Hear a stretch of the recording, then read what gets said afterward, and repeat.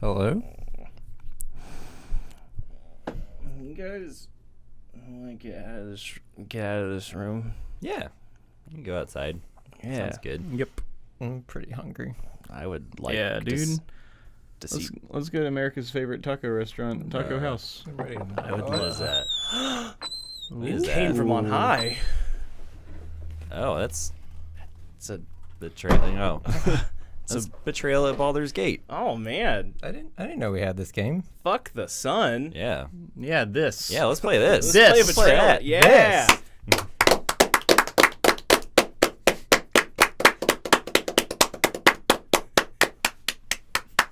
Betrayal at Baldur's Gate is a horror game based on Betrayal at House in the Hill. Players control adventurers with unique abilities. These adventurers have been called upon to stop the evil plaguing the city, which has been cursed by the god of murder. The game has two phases, the exploration phase and the haunt phase. During the exploration phase, adventurers explore the city going into buildings, streets, and the catacombs, working together to become stronger. During this phase, adventurers will face challenges that will change them for better or for worse. When entering a new room, the player draws a tile matching the color of the doorway they're entering through. Tiles contain items, events, omens, and other special rules. When entering a new room, the player must draw one of the corresponding cards and follow the instructions before ending their turn. Omen cards are special. After drawn, a player makes a haunt roll. The player rolls one die per omen, and if they roll over a 6, the haunt manifests. The player responsible for the haunt manifesting looks up a scenario from the Trader's Tome. There are 50 scenarios, and one is chosen based off the omens and rooms that have been discovered. The scenarios vary, however most reveal that someone in the party is a traitor. The traitor gains special powers, rules, and win conditions. Now the adventurers and traitor face off in a life or death struggle. Although heavily based on Betrayal at House in the Hill, the Baldur's Gate edition sheds its haunted house persona and feels more like a D&D adventure. Yeah, what did you guys think about Betrayal at Baldur's Gate? It's trash. I had a It's great not time. actually Damn, trash. really? Already? No. Oh, I think it's trash.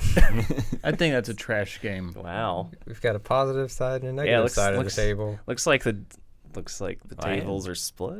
Yeah, well, our opinions aren't tied to nostalgia or victory, so we're staying on solid ground over here. I really liked Baldur's Gate a ton. It's definitely I did too. yeah, it's definitely well, yeah, of Great course time. you beat the shit out of us. That isn't an objective opinion. It's nothing to do with the crossbow It is or objective that you beat the how shit out of everything us. fell into place for me. I still really like this series as a whole. I think with the D&D element actually like adds something that I like a lot just from playing D&D for years. Yeah, that was neat. I got to harness the power of an evil tree that we destroyed in a D&D game once. That was great. Having fulfilled your part, you turn your palms out in supplication, and the vines wrap around your body in an unholy embrace. You become one with the dark horror, seeing through the eyes of the Gulthias tree. Slithering creepers cover the walls of Baldur's Gate, and an all-consuming hunger, the sweet slumber of death, comes to everything in your path. And I shoot both of you to death. Yeah, it was a fun callback to something we've done before. That I said nostalgia already. Yeah, I So told you what your were lens were. experiencing the nostalgia, so you probably love it then, right? I liked Baldur's Gate when I used to play Baldur's Gate when I was a kid. This game is like slightly more difficult than Catan to understand what's going on, but you have much less control over what's going on. But Yeah, it is like better art. Yeah, you got pretty much like no control over what's going No. on. Yeah. It's like someone's telling you a story, but it's like it's not a great story, and then you feel like you're personally being attacked by the story. Yeah, you are, absolutely.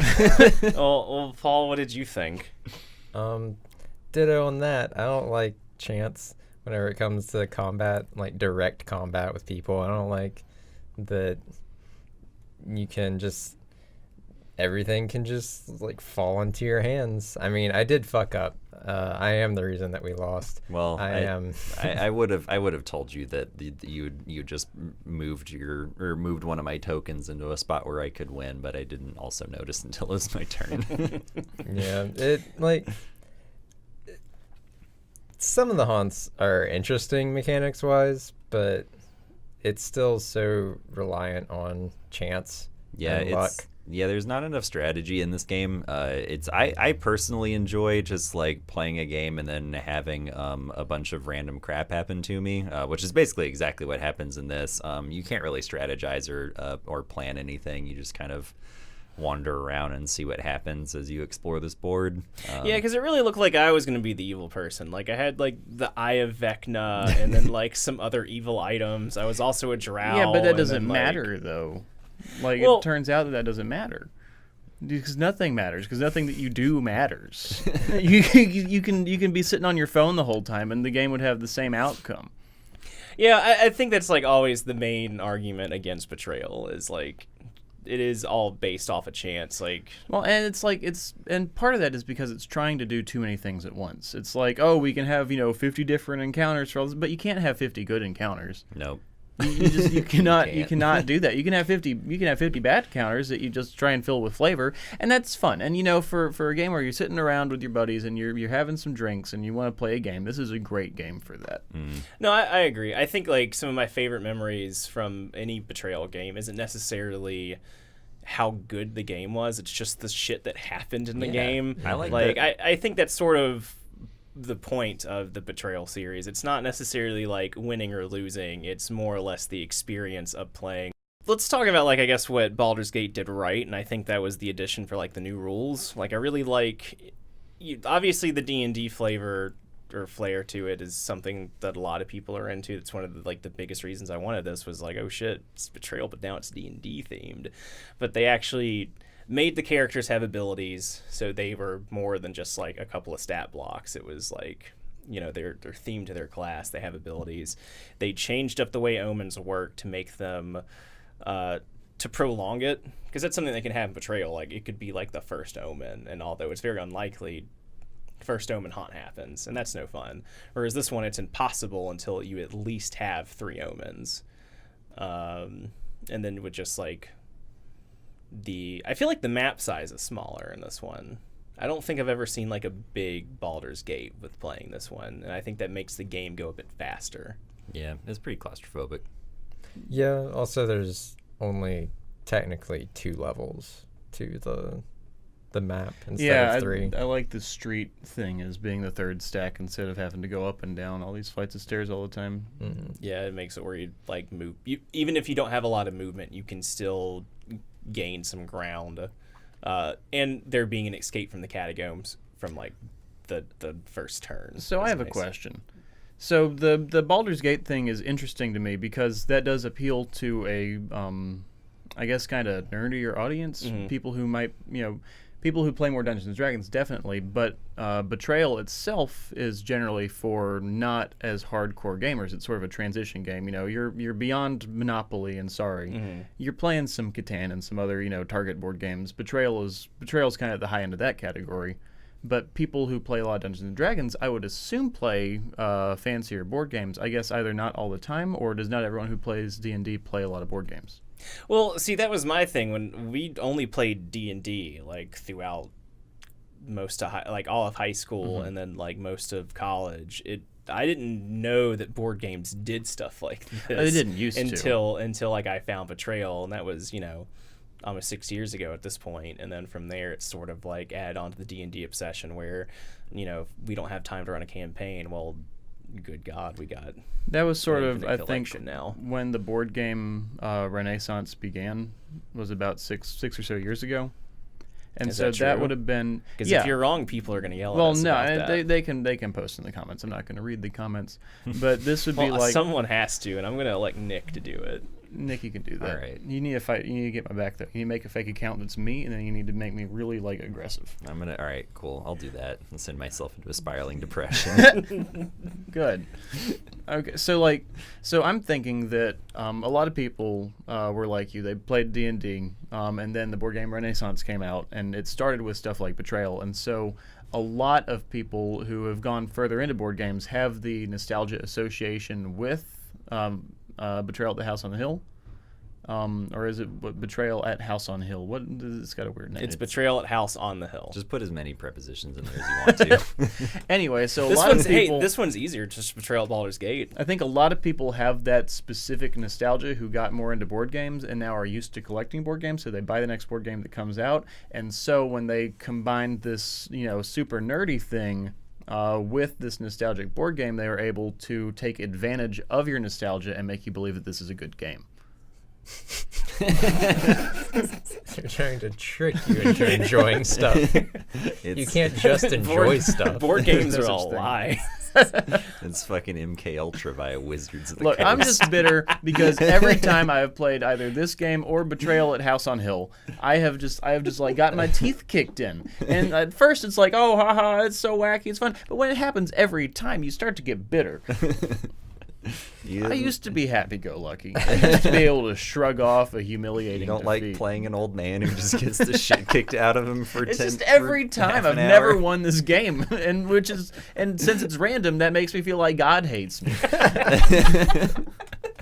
All right. My favorite part of the game was when you came downstairs into the catacombs and threw yourself at me, and I effortlessly deflected your blow and then shot you in the chest with a crossbow. And I didn't killed know you. that you get to roll 7 dice. Nick, prepare yourself. Oh, good. Javelin and lightning. What's that do? I roll these 2 dice, and then nothing happens. All right, so I'm gonna use my crossbow. I get to roll +1 speed, so I get 7 die. Wait. All right, you take 5 damage. 5 damage of 5 physical damage. I'm dead. All right, cool. Oh God. Yeah. Well, Recommendations? yeah, recommendations. I would recommend Betrayal at House on the Hill, the original version, to anybody. If you're interested in board games, pick that one up. For Baldur's Gate, I would say I don't like it as much as the original. I still love this game, but definitely not as much as the original. So I would only suggest picking up Baldur's Gate if you've played the original Betrayal to death and you're wanting something to add on to that experience, or if you're really into D&D and you don't get a chance to play a lot. Like, this isn't a replacement for D&D, but it's like fun if you want something similar-esque and to like fill your time until you can get a game going. Because it's like a mini adventure, but one that you're probably going to lose a lot. I would recommend this one if you don't consider board games to be like a big hobby for yourself. Like if you're trying to, or if you want to play something a little more elaborate than Monopoly or like Sorry, then yeah, this would be a great way to go. If you play a lot of board games, there's a lot of things in here that will probably annoy the shit out of you. Yeah. If you're hanging out with some friends on a weeknight, and some of them play games and some of them are game curious, and you're having a couple beers but not too many because you have to work in the morning, this is a good game. All right. So is that everyone's recommendations then? Yeah. I was not going to recommend it. I Okay, was going to go for it. recommend Betrayal above it, as far as how the game plays and the D&D flavor. Like, it's neat, but it's not enough. And like, you could also honestly carry the rule changes. Like, I would say if you play Betrayal, do the one with do the rule change about the haunt, Yeah. because it absolutely. makes Betrayal a lot better too. Thanks so much for watching. If you enjoyed this, please like and subscribe. Tell your friends. We're desperate. Will you say smash that like button? Say it. Say it. You have to. I need you to smash that like button. Oh. I can't look up anymore. Do you guys have anything else we want to talk about? I guess check us out on Facebook. So you Yeah, can we see got what we we're got up a to. Facebook, we got a Twitter, we got an Insta, we got a Tumblr, we got a LinkedIn. Like us on LinkedIn. Yeah, You got please. a fucking Pinterest. We got a what's that? The monster.com. Yeah, we got a monster.com. Please hire us. We got farmers only. we'll have a link in the description for all of those. Henry also has a great webcomic called Inscrutable and Singing. You should check it out. He does it daily. I don't know how. I haven't done it for 3 days. I took this week off. Well, he usually uploads daily. I don't know. It's your comic. I do what I want. You fucking talk about your comic. Well, until next time, this has been Too Dumb for Games.